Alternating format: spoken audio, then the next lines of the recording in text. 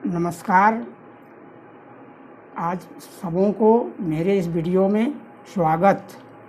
इसके पूर्व मैं कई वीडियो जो गीता से संबंधित या स्वयं गीता ही कहिए गीता का दे चुका हूँ, जो आप सबों को जीवन में सुखी होने का रहस्य बताता है।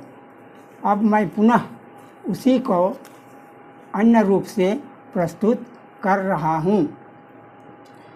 सुखी होने के लिए कृष्ण भावना भावित होना आवश्यक है।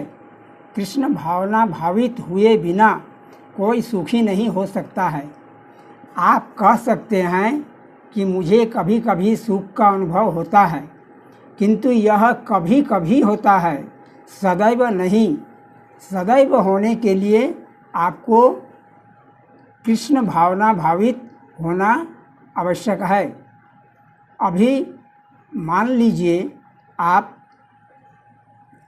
इस जगत में जो आए हैं तो बहुत तरह के दुख और कभी कभी सुख का अनुभव होता है, और यदि हम सदैव सुखी होने का प्रयास नहीं करते हैं तो मुझे पुनः जन्म लेना पड़ेगा, एक जीव से दूसरा जीव।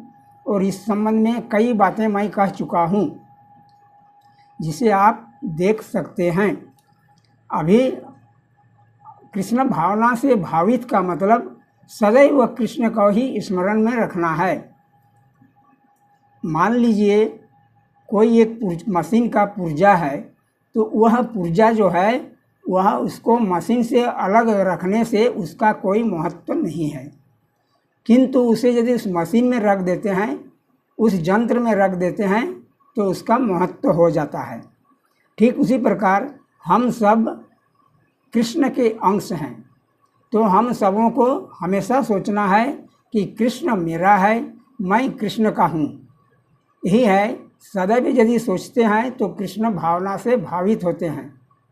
अभी और एक उदाहरण लीजिए, यदि किसी थल चर को, यानी जो स्थल में रहने वाला जीव है, उसे यदि पानी में फेंक दिया जाए तो वह सुखी नहीं हो सकता है, किंतु यदि उसे पुनः स्थल में लाते हैं, थल में लाते हैं, जमीन में लाते हैं, तो वह सुख का अनुभव करता है।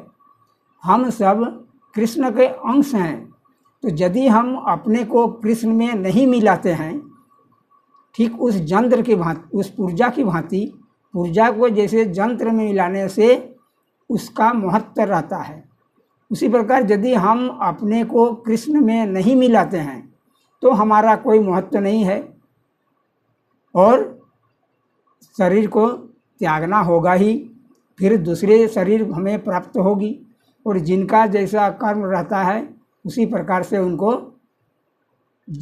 पुनः जन्म लेना पड़ता है। किंतु यदि हम अपने को कृष्ण में मिला देते हैं तो हम सदैव सुखी हो सकते हैं। यह परमानेंट सुख का एक उपाय है। इसीलिए हम सबों को कृष्ण में ही मिलाने की सोचना है। वीडियो बहुत लंबा होने पर बहुधा लोग नहीं देखते हैं, नहीं सुनते हैं, इसलिए अब मैं छोटा छोटा वीडियो अधिकतम 5-7 मिनट का देने का प्रयास करूंगा। और सर्वे भवन्तु सुखिनः, यही मेरा एकमात्र उद्देश्य है। यदि आप सब इसे फॉलो करेंगे, अनुकरण करेंगे, तो अवश्य सुखी होंगे, ऐसा मेरा विश्वास है। धन्यवाद। आज के वीडियो में इतना ही।